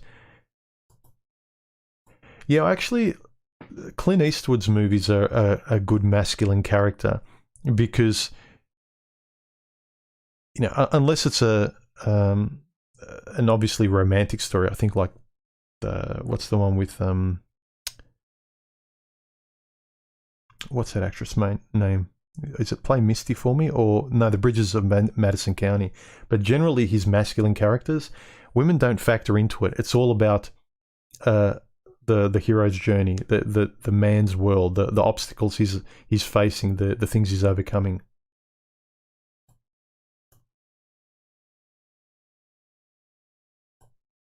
Brett says Stallone writes, produces in his own movies. Yeah, he takes control of his own world, which is something to respect. Okay, we're getting to about almost on to 2 hours now. Let's wrap this up.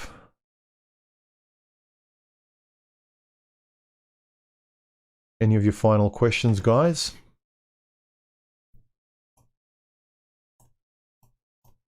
No stupid questions, please. I'm not going to answer them.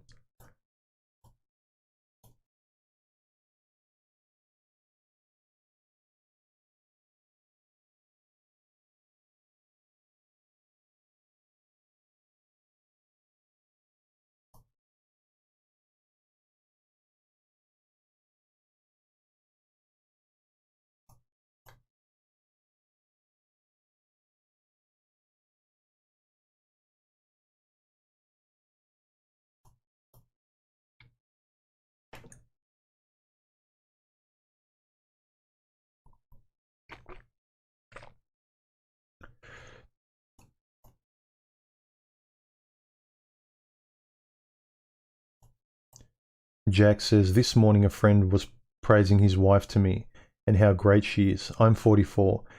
Met several men who have done this. Can't recall witnessing any women praising their husbands this way. Thoughts?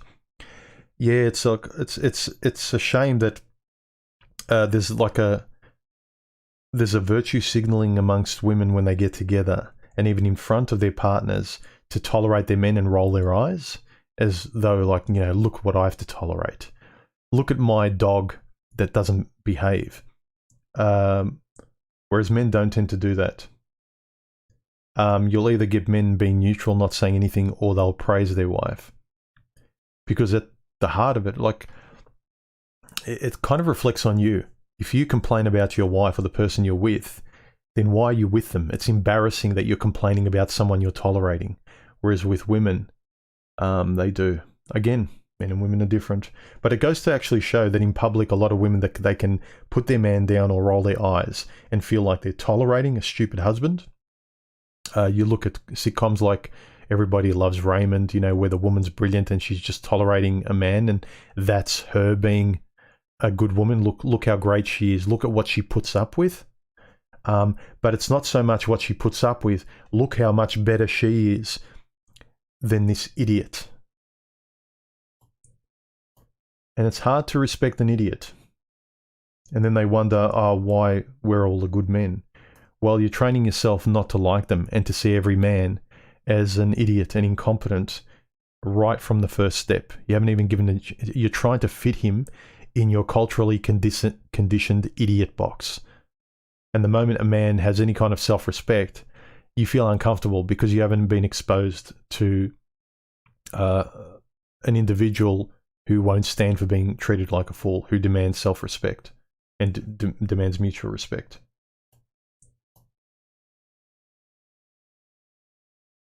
Vengeance says, man's ability to produce is arguably more valuable than a woman's ability to reproduce. That's a good saying.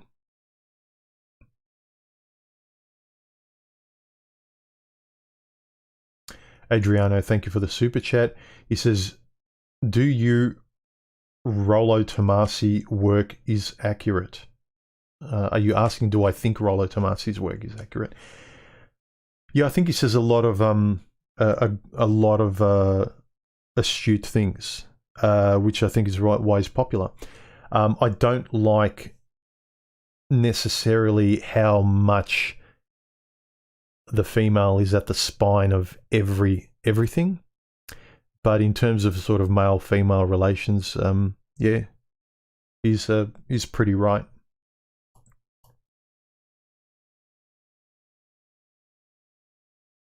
I don't like the idea, from what I've heard. I haven't really read his work extensively. I've read bits and pieces where, you know, you have to keep gaming your wife. I disagree with that.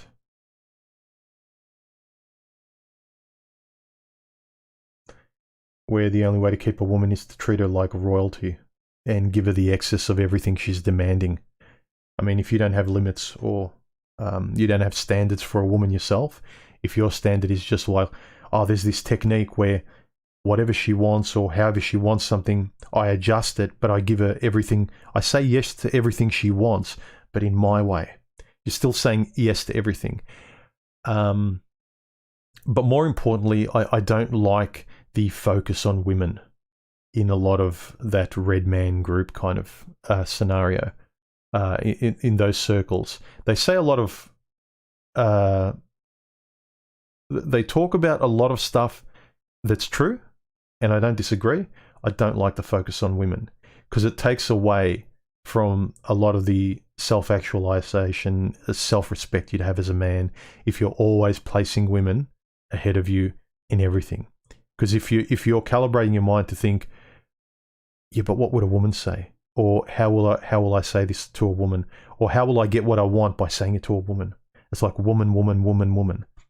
You know, I don't like her being at the front all the time.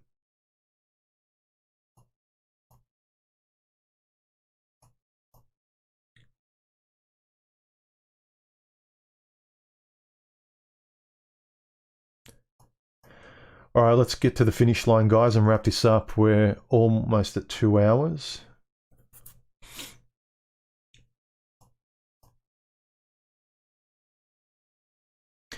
Hounds says, if you were to read only one, Socrates or Marcus Aurelius, a random selection, most purely philosophical versus practical philosophy.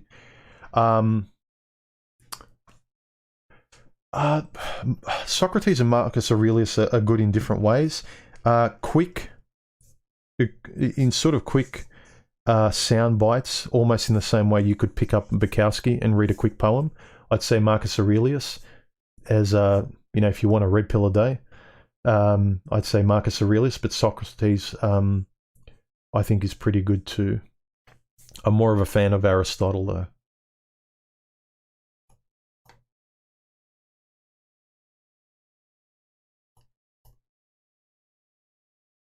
One Man's Way, thank you for the super chat. His question is, why can I apply the red pill knowledge to a woman?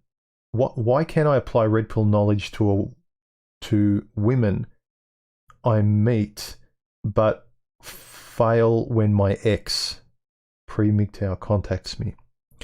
Yeah, I think it's because you slingshot back to the sentimentality of who you were. Like, you're different now, and you're sympathetic to who you were. Like, we care about ourselves as young boys.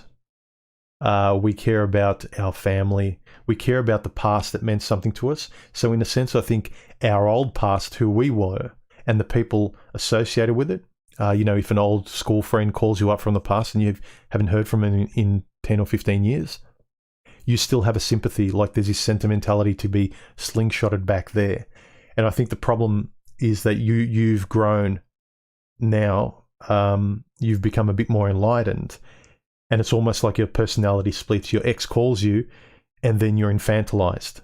Psychologically, you split and you go back to, you value, you know, you're trying to relate to her, and the only way you can relate to her is slingshot yourself back to who you were.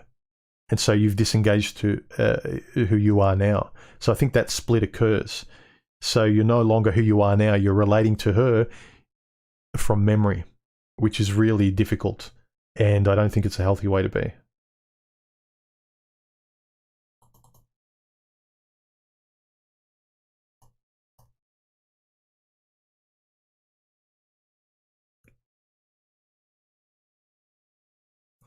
Vention, human, is there more than one kind of anti-hero, or do I just not know what an anti-hero is? Just generally, I was talking about more the nihilistic guy of today that wants to give up, that gets power in victimhood. But I think it's a sleazy way that the left is kind of coming into men's psychology of masculinity, saying that you can be a man by being a victim like us. You know, you can shake your fists. You don't have to work even for yourself. You know, what's the point of working? What's the point of achieving anything? There's no point. Just relax. Don't do anything, man. You're going to die someday. Live in the moment. Don't plan for tomorrow. It's just a very juvenile, irresponsible way that conveniently, I think the women gynocentrism and the left kind of are pulling the strings on that, manipulating men's masculinity to be the anti-hero. Because on one sense, being the hero like a hero used to be, where a hero was respected and given rewards and some sort of status and authority, you're not given that, but you're still expected to do that for no recompense, no reward. You don't get anything from being the hero of old. But people will say, yeah, be that hero. You're just giving and you'll never receive anything. Yeah, thanks a lot. So very quickly, a thinking man will go, well, I'm not going to continue giving like a hero. I don't get anything. At least old heroes got something. And so what's the alternative? Be the villain, be completely selfish, don't achieve anything, don't want anything. And that's really leading into a very feminine, left-leaning mindset. So the anti-hero to me is this kind of victim virtue signaling where you can actually gain authority by being a woman. I see an anti-hero like that, and I don't respect the anti-hero very much at all.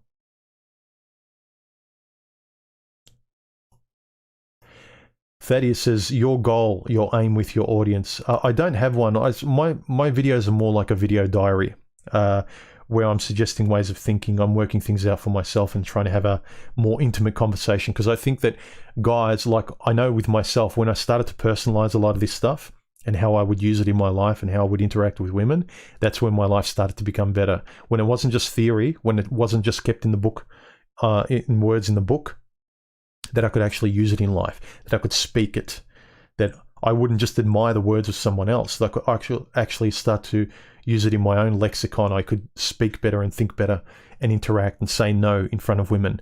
It wasn't just porn that I didn't have the permission to do in real life. So my aim in my videos is to work things out myself and hopefully to have a conversation with you guys that are also trying to work things out as well. Not much beyond that. But I think that's for myself, I know it's for myself a noble task. I find it interesting, and I'm sharpening myself in making my own videos. David, thank you very much for the super chat. I really appreciate it. It's very generous. Thank you.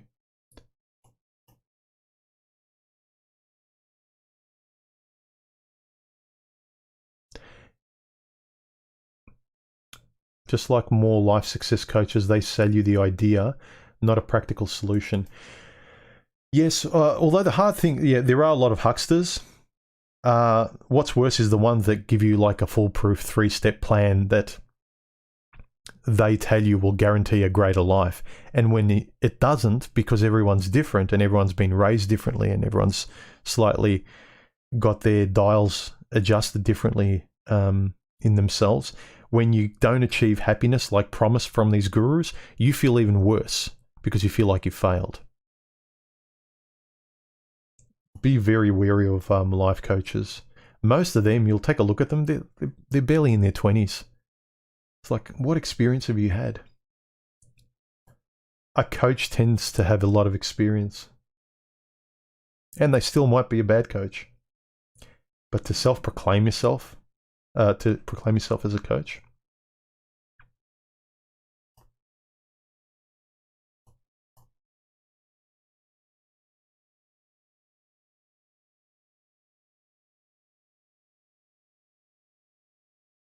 KZ100 Guy 1, my last girlfriend pretty much needed to be gamed a lot, but all this red pill content and her actions showed me how I was trading her affection for my good needs.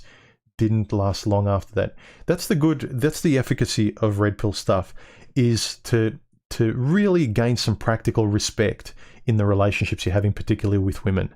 Because before this, men weren't talking to each other. Because we're talking to each other and we're trying to find the words, trying to learn how to speak, how to voice our objections, to voice fairness. Then, because before it was like, I'll just shut up because I don't know what to say to her. She seems like she's in charge. She knows what she wants out of this relationship. Let me just kind of be quiet so this time will pass. But those frictional moments don't pass. They just keep accumulating. You need to cauterize those. And you can cauterize those bad moments with an awful woman by learning how to speak and think better via a lot of red pill knowledge.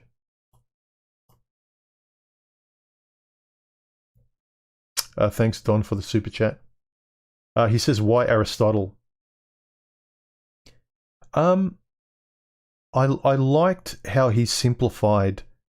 He clarified his position, I think, more than some other philosophers. For instance, like some other philosophers are more relative. From what I've read of Aristotle, and I haven't sort of really delved in him primarily, but from what I've read of Aristotle, he wasn't as relative.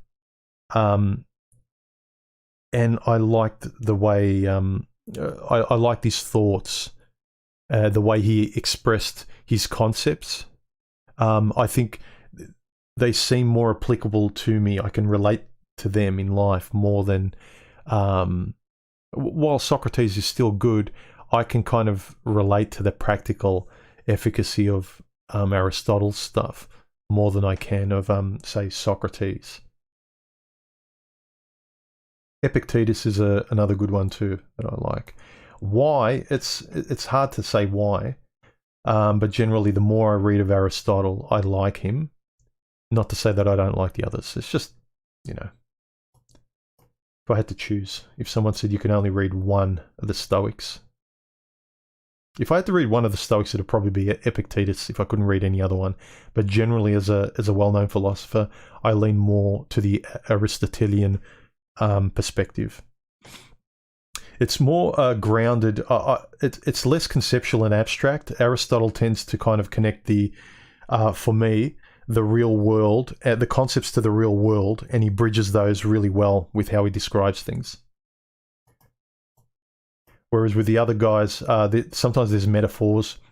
You have to be more creative to get the meaning, and it's not as practical. But maybe that's just me. Do I record rock and roll? No. LA, thank you for the super chat. I appreciate it.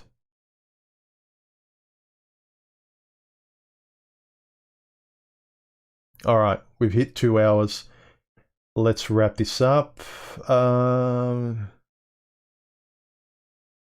Okay, some of the large questions, like these metaphysical questions, EOS, I can't answer them at the moment.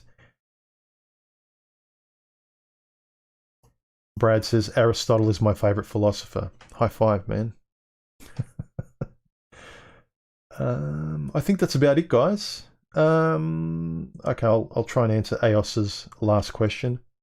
To what extent do you think our nature as human beings limits our metaphysics? An ape will never know as much about the world as humans, but it doesn't need to in order to be an ape. I think you answered your own question. I agree. Kay says, what do I record in terms of music?